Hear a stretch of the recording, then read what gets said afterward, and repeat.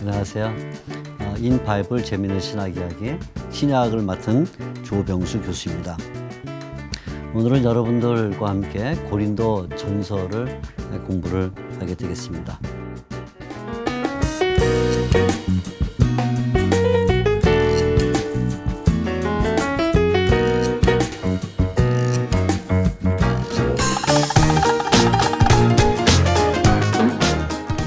먼저 고린도 전서 기록자는 사도 바울이죠. 왜냐하면 1장 1절에 분명하게 그렇게 얘기를 하고 있기 때문입니다.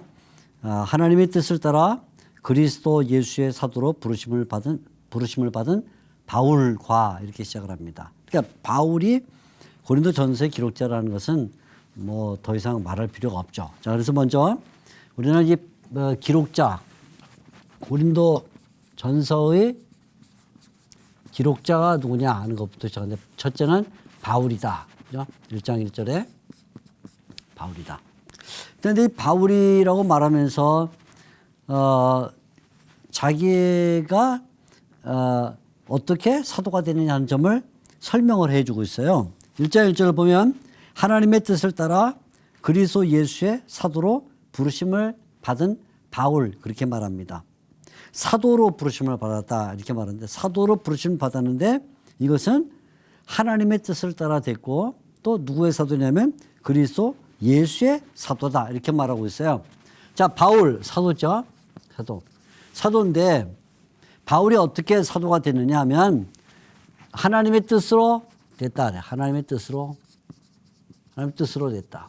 그러니까 바울이 내가 한번 사도가 돼볼까 하고는 어느 날 마음속에 생각을 하다가 그래 우리는 오늘부터 사도가 되겠다 그렇게 된 게 아니라는 것이죠. 자기 뜻이 아니라 이 말이죠.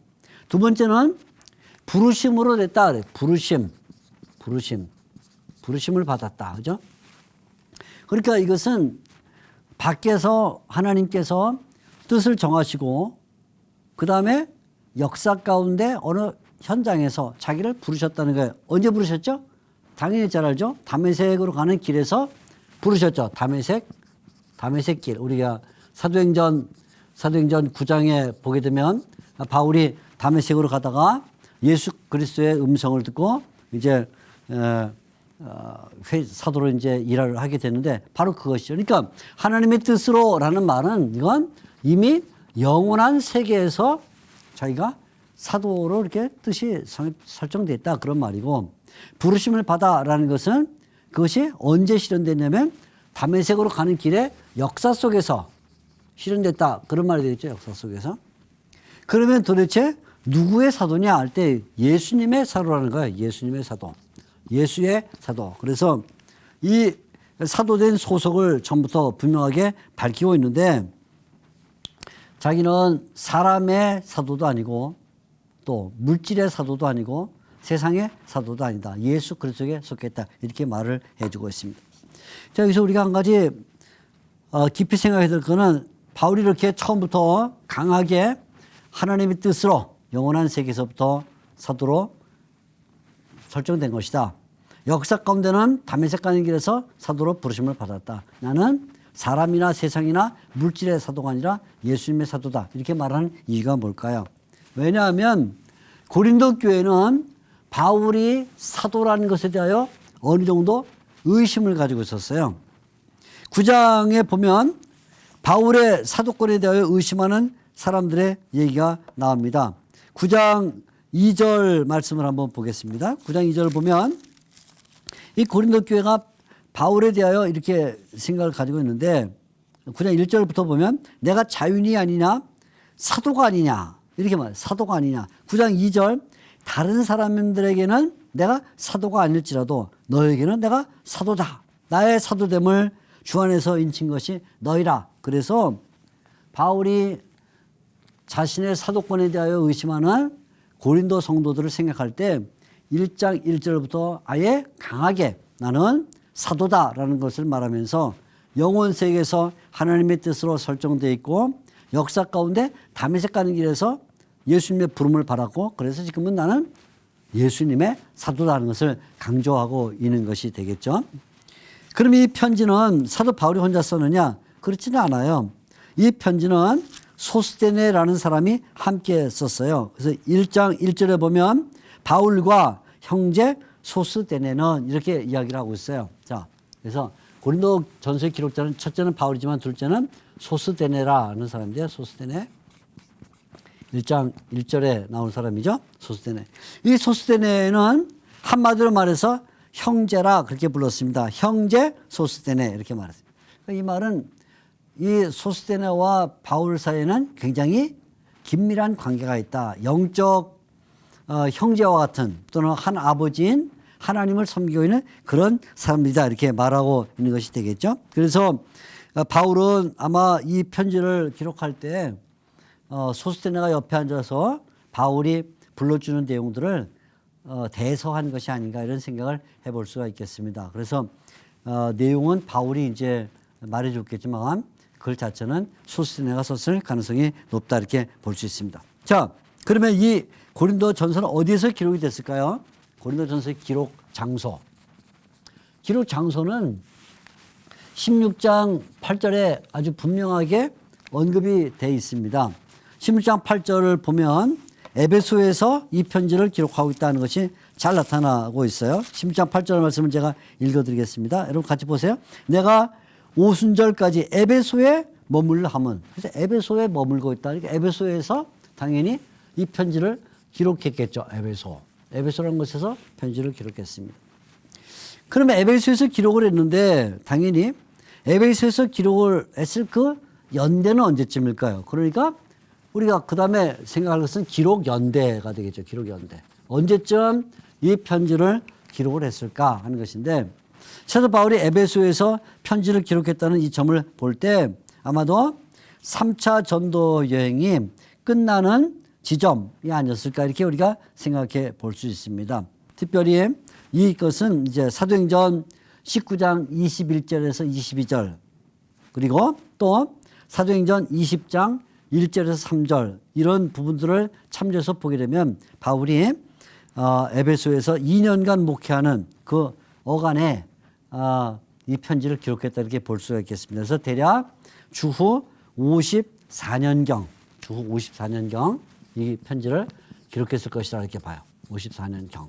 경이라 이렇게 말하는 까닭은 성경의 기록은 우리가 추정을 하는 것이지 정확하게 뭐 몇 년, 몇 월, 며칠, 몇 시에 기록했다 이렇게 말할 수 없기 때문에 대략 54년경 이렇게 생각을 합니다. 그래서 바울이 이제 3차 전도 여행을 다 마감하는 그래서 이제 그 에베소에서 두라노소원에서 2년 동안 가르쳤는데 그때쯤에 기록됐다 이렇게 보면 좋을 것 같습니다.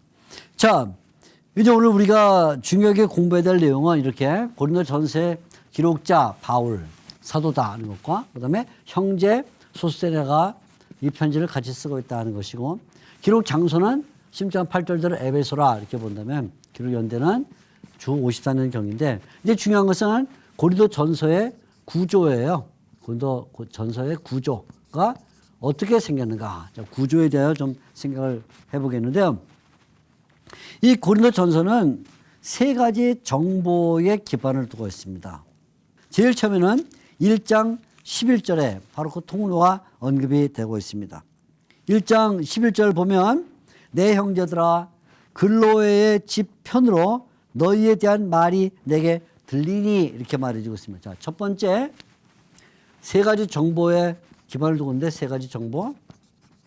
첫 번째 정보는 글로에의 집 사람들, 글로의 집 사람들이 가져다 준 인편 정보예요. 인편 정보. 1장 11절. 그래서 그 내용이 내게 들린다 이렇게 말했어요. 사람들로부터 내게 들린다. 인편 정보가 왔습니다. 근데 이 인편 정보의 내용은 뭐냐면 이 교회에 분쟁이 있다라는 내용이었어요. 1장 11절 내 형제들아 근로의 집 편으로 너희에 대한 말이 내게 들리니 그 다음에 계속 이어서 곧 너희 가운데 분쟁이 있다는 것이다. 들리는데 뭐가 들리냐면 분쟁에 대한 소식이 들렸어요. 분쟁. 어떤 분쟁인가요? 어떤 사람은 말하기를 나는 바울에게 속했다. 나는 아볼로에게 속했다. 나는 게바에게 속했다. 12절에 나오는 말이죠. 내가 이것을 말하거니 너에게 각각 이르되 나는 바울에게 나는 아볼로에게 나는 게바에게 속했다. 어떤 사람은 말하기를 에이 다 필요 없다. 바울이건 아볼로건 게바건 다 필요. 나는 그리스도에게 속했다. 이렇게 말했다는 거예요. 1장 12절에 분쟁이 일어났다. 이렇게 말을 해주고 있습니다. 첫 번째 내용이죠. 두 번째 내용은 어떤 정보냐면 이번에는 인편 정보가 아니라 구두 정보가 들렸어요. 구두 정보. 구두 정보. 그러니까 말로 이야기가 들렸다면 5장 1절에 보면 어떤 이야기가 들려왔는데 소문입니다. 5장 1절 말씀을 제가 읽어드릴게요. 자, 여러분 같이 보십시오. 너희 중에 심지어 음행이 있담을 들으니, 들으니라는 말을 쓰고 있는데 아까는 들린다 이렇게 말. 이번에는 들으니라는 말은 이건 어떤 사람이 알려주는지 알 수가 없어요. 1장 11절에는 근로회의 집 사람들이라는 사람들이 직접 와서 이야기를 들려줬다면 이번에 이것은 누가 얘기를 했는지 몰라요. 그런데 그 이야기가 그냥 들렸어요. 귀에 들렸어요. 그래서 이건 일종의 소문이죠. 소문. 소문 정보가 왔습니다. 소문 정보가 누가 말했는지 모르지만 소문이 많은데 어떤 내용이 들렸냐면 이번에는 음행이 있다 하는 얘기가 들려요. 음행이 있다. 음행에 대한 이야기가 들렸어요. 아까 우리가 본 1장 11절에는 인편 정보에는 분쟁이 있다라는 이야기가 들렸다면 이번에는 음행이 있다라는 이야기가 들렸는데 5장 1절에 나오는 말씀이죠. 다시 좀 읽어보면 너희 중에 심지어 음행이 있다함을 들으니 그런 음행은 이방인 중에서도 없는 것이라. 누가 그 아버지 아내를 취하였다 한도다. 계모에 대한 음행 사건이 벌어졌다. 그런 내용입니다. 그런데 여기에 이 바울이 들은 얘기는 단순히 음행 이야기만 들은 것이 아니라 한 가지를 더 듣게 됐는데 그게 뭐냐면 이 교회 안에 소송 사건이 있다는 거예요. 소송 사건. 그래서 6장 1절에 보게 되면 이런 말이 있어요. 너희 중에 누가 다른 이와 더불어 다툼이 있는데 구태여 불의한 자들 앞에서 고발하고 성도들 앞에서 하지 아니하느냐. 그래서 구두정보의 첫째는 음행에 대한 이야기와 또 하나는 소송 사건에 대한 이야기가 들려왔다. 그죠? 6장 1절 이렇게 두 가지 소식이 들려왔어요. 그래서 사도 바울이 이 이야기를 들으면서 아, 이 문제를 해결해 주겠구나 이런 생각을 가지게 되었습니다. 세 번째는 첫째는 자 보세요. 인편 정보, 근로의 집 사람들이 들려준 것이죠. 두 번째는 누가 들렸는지 모르지만 소문이 와서 들은 구두 정보가 있다면 세 번째는 이 고린도 교회가 바울에게 편지를 보냈어요.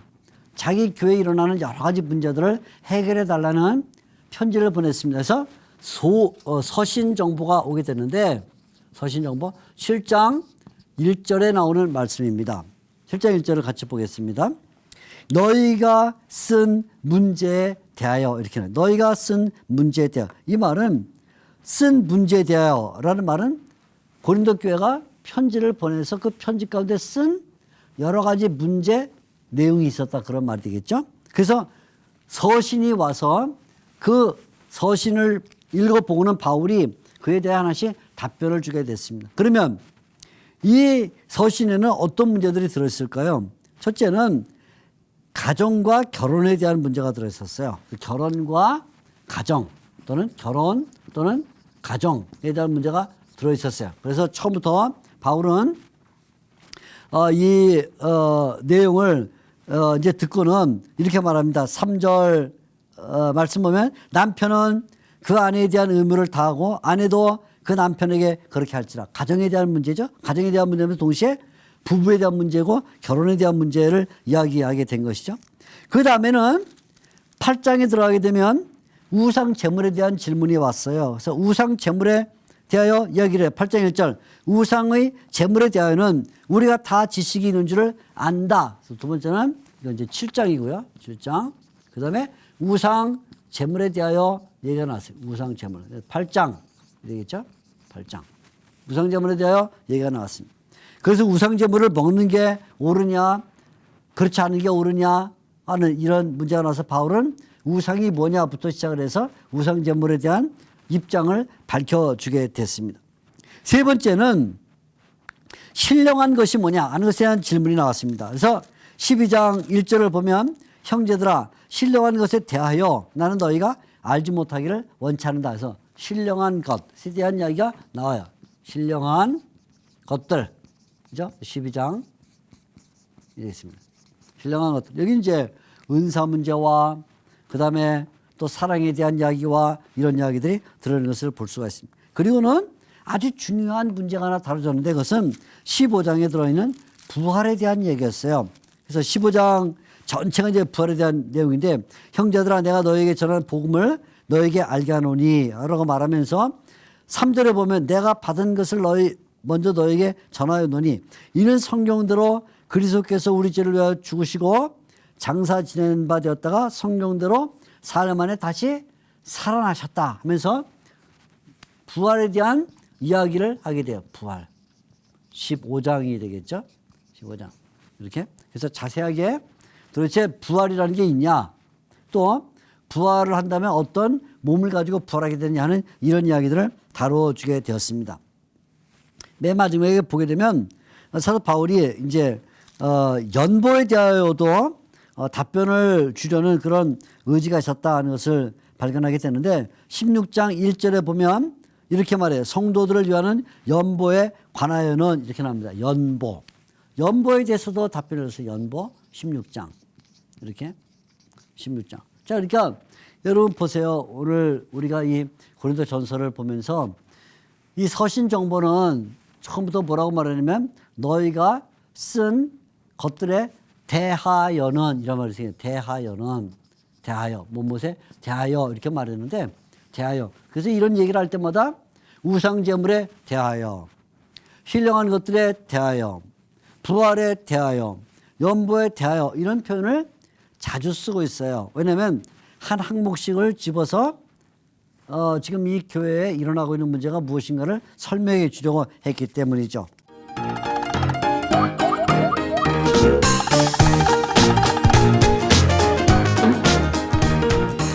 우리가 이제 이런 전체적인 내용을 가지고 그럼 고린도 전서는 도대체 어떤 내용을 담고 있는가? 이게 이제 일종의 구조라는 것은 이제 뼈대가 되겠는데요. 뼈대죠. 고린도 전서의 뼈대는 세 가지 정보에 기반을 두고 있다. 그러면 이 바울이 고린도 전서를 통해서 말하려고 하는 내용들이 뭐냐? 이 뼈대 속에 이야기가 들어있어요. 이 뼈대 속에 이야기가 들어있어요. 그러면서 이 뼈대를 통해서 바울이 어떤 중요한 몇 가지 사상 또는 신학을 전달해 주려고 하는데 그 사상과 신학이 각각의 이 뼈대 속에 하나씩 녹아져 있는 것을 발견하게 됩니다. 자, 이제 우리가 그러면 이 뼈대 속에 녹아져 있는 바울의 그 생각들 가운데 중요한 어떤 그 뭐랄까 정신 아니면 신학을 우리 하나씩 이제 좀 공부를 하게 되겠는데요. 첫째, 인편 정보와 관련해서 인편 정보와 관련해서 바울이 담고 있는 그 뼈대의 정신 하나는 뭐냐면 이것은 십자가의 도. 바울은 이 십자가의 도에 대해서 1장부터 아주 강조를 해요. 자, 1장 우리 한번 같이 보겠습니다. 1장 17절 보면 바울이 이렇게 말해요. 그리스도께서 나를 보내심은 세례를 베풀게 하려 하심이 아니요 오직 복음을 전하게 하려 하심이로되 말의 지혜로 하지 않고 그리스도의 말의 지혜로 하지 않으면 그리스도의 십자가가 헛되지 아니하게 하려 함이라 이렇게 말해요. 그 다음에 18절에 이렇게 말합니다. 십자가의 도가 멸망하는 자들에게는 미련한 것이요 구원을 받는 우리에게는 하나님의 능력이라. 자, 십자가의 도에 대하여 두 가지 성격을 말해 주죠. 첫째는 멸망하는 사람들에게는 멸망자들의 것은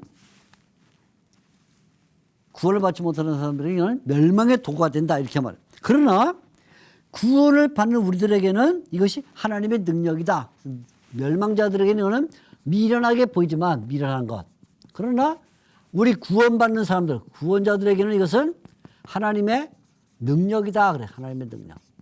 여러분 잘 들으셔야 됩니다. 이것은 매우 바울이 중요하게 우리에게 말해주고 있는 것인데, 자, 오늘날 이제 현대교회와 사도 바울이 속해있던 초대교회와 비교하면 어떤 개념에 큰 어떤 그 혼돈이 생겼어요. 그 뭐냐면 사도 바울은 능력이란 말을 썼을 때 능력이 뭐냐? 그러면 현대인들은 예를 들어 뭐 병을 고치거나 아니면 죽은 자가 살아나거나 뭐 이런 어떤 신기한 일들이 일어나면 그게 능력이 벌어졌다 이렇게 생각하지만 바울은 그렇게 생각하지 않았어요. 바울은 능력은 뭐냐? 그것은 십자가가 능력이다. 십자가. 근데 놀라운 건 뭐냐면 오늘날 우리가 생각하고 있는 이 능력과 미련한 것이라는 개념과 바울이 생각하는 능력과 미련한 것이라는 것은 굉장히 개념의 차이가 있어요. 자, 보세요. 오늘날 우리 시대에 어떤 이적이 일어났다. 이적. 그러면 우리 곧바로 벌어서 야, 능력이 나타났구나. 이렇게 생각하면서 많은 불신자들이 이걸 보면 야, 저게 굉장한 것이 있다고 불신자들도 그렇게 생각을 해요. 이렇게. 그런데 바울은 거꾸로 생각을 했어요. 어떻게 했느냐. 능력이라는 것은 이적이 아니고 그건 십자가다. 죽음이다. 죽음. 그리고 그 죽음은 세상 사람들이 볼 때 감탄하는 게 아니라 그건 뭐냐면 아니 저렇게 미련한 것을 나는 미련한 것으로 생각했다. 우리하고는 완전히 다르게 생각하고 있죠. 그러니까 사도 바울이 말하고 싶은 것은 뭐냐면 결국 기독교가 전해야 될 것은 세상 사람들에게 기쁨을 주고 세상 사람들이 환호하는 것을 전하는 게 아니라 세상 사람들이 볼 때 도리어 미련하게 생각하는 것을 전하는 것. 그게 기독교고 거기에서 하나님의 능력이 나타난다. 이렇게 말해주고 있어요. 인편정보의 한 뼈대 속에 농축되어 있는 중요한 생각은 뭐냐면 십자가의 도라는 생각이에요. 두 번째, 그러면 이번에는 우리가 구두정보 또는 소문 정보에 들어있는 이 뼈대에 들어있는 정신은 뭘까요? 그것은 6장 12절에 들어있는 내용이 되겠는데요. 6장 12절을 제가 읽어드리겠습니다. 6장 12절은 아주 바울이 이 고린도전서에서 하나의 그 전체 내용을 이끌어가는 내용이 되는데 모든 것이 내게 가나 다 유익한 것이 아니오라는 내용입니다. 그래서 이 두 번째 인편정보, 구두정보에서는 바울이 말하는 것은 뭐냐면 가하다라는 것과 가하다 모든 것이 그 다음에 유익하다 하는 것에 대한 내용이. 그러니까 항상 바울은 내가 가하다고 하는 게 아니다. 내가 예를 들어 걸어갈 수 있는 능력이 있기 때문에 걸어가는 것이 아니다. 그것이 유익하냐 그걸 따져야 된다는 거예요. 내가 밥을 먹는데 밥을 먹는 게 그게 다 할 수 있지만 그게 과연 유익하냐 이런 걸 따져야 된다는 거예요. 내가 설교를 하는데 아무 데서나 설교할 수 있지만 그게 과연 유익한 이걸 따져야 된다는 거예요. 그러니까 바울이 이 구두정보에서 6장 12절 그래서 모든 것이 가나 모든 것이 유익한 것이 아니다라고 말했을 때 이 내용은 나중에 다시 한번 10장 23절에서 반복이 돼요. 10장 23절. 이때 뭐냐면 바울이 끌어가고 있는 정신은 유익성이에요. 유익성. 내가 아무리 개인적으로 유익해도 교회에 유익하지 않으면 안 된다. 이것이죠. 사도 바울이 말하기를 모든 것을 다 교회의 유익과 하나님의 영광을 위해서 하라. 이것이 이제 바울이 우리에게 주는 중요한 내용이에요. 교회의 유익과 하나님의 영광. 두 가지죠. 교회의 유익. 항상 교회를 세우는 것을 첫째로 생각해야 된다. 두 번째는 하나님께 영광이 되느냐. 하나님께 영광. 이것이죠. 그래서 우리가 이 고린도전서 10장을 보게 되면 바울이 어떤 일을 하든지 간에 항상 최종적 목적은 하나님께 영광이 되느냐는 것을 목적으로 하는 것이 중요하다. 그것을 말해주세요. 자, 10장 31절 보게 되면 이렇게 되어 있죠. 그런즉 너희가 먹든지 마시든지 무엇을 하든지 다 하나님의 영광을 위하여 하라. 그러니까 보세요. 바울이 이 구두정보 6장 12절에 구두정보는 5장부터 나가는 거죠. 5장 6장이니까요. 6장 12절에 모든 것이 가하지만 유익하냐를 따져야 된다고 말할 때는 개인의 개인에게 중요성을 두면 안 된다. 개인. 중요한 것은 교회가 유익하냐 하는 것과 그 일을 통해서 하나님이 영광을 받느냐는 것이 중요하다 이렇게 말해주고 있어요. 세 번째는 서신정보에서 바울이 말하고 싶은 것이 있어요. 서신정보. 서신정보는 안에 뼈도라면 이 뼈대 속에 말하고 싶은 건 뭐냐면 결국은 사랑이에요. 사랑입니다. 고린도전서 13장에 결국은 우리가 어떤 일 하든지 간에 거기에는 사랑이 바탕돼야 된다. 이 고린도전서 13장은 이렇게 구조가 되어 있습니다. 가장 먼저 사랑이 없으면 어떤 일이 벌어지는가 하는 것을 말해요. 13장 1절부터 3절까지는 사랑이 없으면 어떤 일이 벌어지는가. 사랑이 없으면. 그래서 1절에서 3절까지는 사랑이 없으면 어떤 일이 벌어지냐 이렇게 말합니다. 그래서 사랑이 없으면 그것은 방언과 천사의 말을 해도 그건 소리나는 구리와 꽹과리가 될 뿐이다. 사랑이 없으면 예언하는 능력, 비밀을 알고 지식을 달아도 그것은 뭐냐? 아무것도 아니다. 사랑이 없으면 내가 혹시 산을 옮길 만한 그런 믿음이 있고 구제를 하고 몸을 불사르게 낼지라도 그것은 유익이 없다. 사랑이 없다면 어떤 능력이 나타나건 믿음의 행위를 하건 헌신을 하건 구제를 하건 그것은 다 유익이 없다. 이거 유익이 없다. 그래서 사랑이 없으면 이런 말을 제일 처음에. 두 번째는 그러면 사랑은 뭐냐 하는 거예요. 사랑이 뭐냐. 이 사랑이 뭐냐에 대한 이야기를 사도 바울이 많은 말을 하는 것이죠. 그래서 그 사랑이 뭐냐는 13절까지 나와요. 그래서 사랑이 뭐냐. 사랑이 뭐냐. 사랑에 대한 정의가 이제 4절부터 13절까지 나오는데 가장 중요한 것은 사랑이라는 것은 하나의 정리라면 이렇게 말할 수 있다는 거죠. 사랑은 4절 오래 참고 온유하고 시기하지 않고 자랑하지 않는다. 교만하지 않고 무례히 행치하는다. 쭉 나올 때 여기서 사도 바울이 사랑과 관련해서 많은 말을 하고 있지만 가장 처음에 한 말이 중요해요. 그건 뭐냐면 사랑은 오래 참고라고. 오래 참다. 오래 참는다는 이 말은 그냥 단순히 인내한다라는 말과는 다른 말이에요. 사도 바울은 성경에서 인내한다는 말을 많이 써요. 이것은 상당히 길게 상당히 크게 마음을 가지고 가는 것을 말해요. 그래서 이건 보통 말하는 인내한다는 말과는 좀 다르다. 중요합니다. 인내한다. 무거운 짐을 지고 그냥 간다. 그래서 사랑은 무거운 짐을 지고 가는 것이다. 그런 말이 아니라 이것은 굉장히 길고 또 크고 넓다라는 말이에요. 이런 어떤 감정을 말해요. 감정. 그래서 본래 사도 바울이 이 말을 썼을 때는 마치 파도가 저 먼 수평선에서부터 밀려와서 해안가에 부딪힐 때 어떤 파도는 바람이 그냥 찰랑찰랑 불어가지고 파장이 짧은 이런 파도가 있을 수 있는데, 그죠? 여러분 바다에 가시면 파도가 이렇게 짜라짜라 이렇게 잘 겨울 수 있어요. 이런 파도가 아니라 어떤 파도는 큰 바람이 불어서 성난 파도처럼 이 파장이 엄청나게 크게 오는 경우가 있어요. 이렇게 크게 올 경우. 바로 이런 파도가 파장을 크게 그리면서 오는 것 같은 그런 감정. 그게 뭐냐면 오래 참는다는 말입니다. 바울이 사랑에 대하여 설명하는 그 뒤에 많은 말이 있지만 그 모든 말 앞에 오래 참고란 말을 쓴 이 말은 나머지 내용들을 다 끌어가는 말이라 그런 말이죠. 그래서 결국은 사랑이라는 것은 다른 어떤 것에 비해서도 크다 그렇게 말하는 거예요. 그러니까 12장 31절 바로 이 사랑장에 들어오기 전에 그래서 이렇게 말했어요. 너희는 더 큰 은사를 사모하라. 내가 또한 가장 좋은 길을 너에게 보이리라. 그리고 바로 이 13장을 마치는 13장 13절에서는 그런즉 믿음,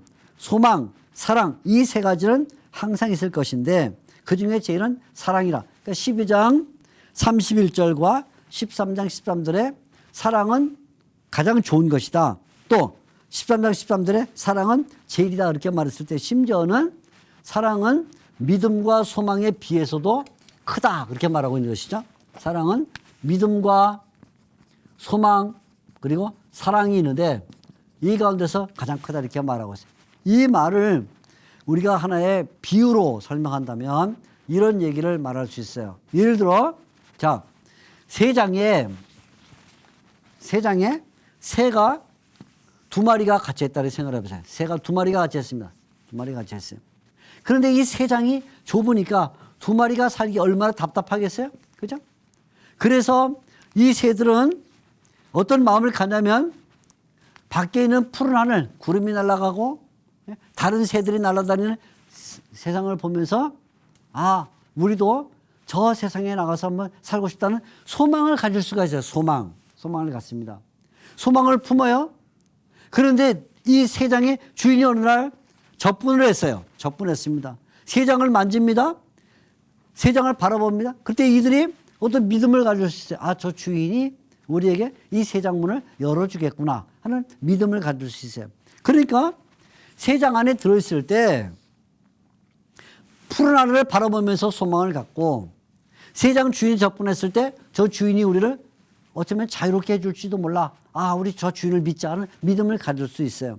그런데 정말 그 소망과 믿음이 이루어져서 어느 날 세 장 문이 열리면서 주인이 이 두 새를 날아가게 했어요. 날아갔습니다. 그래서 드디어 이 두 개의 두 마리의 새가 하늘을 날아가는 그런 놀라운 일이 벌어졌어요. 그러면, 자, 보세요. 그러면 이 두 마리의 새가 앞으로 해야 될 일이 뭘까요? 앞으로 더 이상 소망을 가질 필요가 없어요. 왜요? 밖으로 나왔으니까. 그죠? 주인에 대한 믿음을 가질 필요도 없어요. 왜? 밖으로 나왔으니까. 그럼 남은 게 뭐예요? 이제는 두 마리의 새가 서로 사랑하는 것만 남았다. 그 말이에요. 그래서 사랑은 결국 믿음과 소망보다 크다 그렇게 말하는 거예요. 왜? 최종적으로 있어야 될 것이기 때문에. 우리가 이 세상을 살아가는 동안에 우리는 본래 사탄에게 배어있던 죽음에 빠졌던 사람들이었어요. 그런데 우리는 이 세상에서 벗어나고 싶어서 우리도 하나님의 나라에 가면 좋겠다는 소망을 가질 수가 있어요. 우리 구주 예수 그리스도께서 오셔서 우리를 구원해 주실 것이라는 믿음을 가져요. 그래서 우리가 드디어 그 소망과 믿음이 이루어져서 하나님의 나라에 가게 됐어요. 그럼 하나님의 나라에 가서 남는 게 뭘까요? 거기에는 바로 사랑이라 그 말이에요. 사랑. 그래서 바울은 고린도전서 13장 마지막에서 믿음, 소망, 사랑 이 세 가지는 항상 있을 것인데 그중에 이제는 사랑이라 이렇게 설명을 했어요. 오늘 우리가 고린도전서에서 이런 내용을 배워요. 고린도전서는 분명히 세 가지 정보를 가지고 있다. 뼈대입니다. 뼈대. 인편정보, 구두정보, 서신정보. 그런데 각각 정보에는 그 뼈대를 이끌어가는 정신이 들어있다. 십자가의 도 첫 번째는.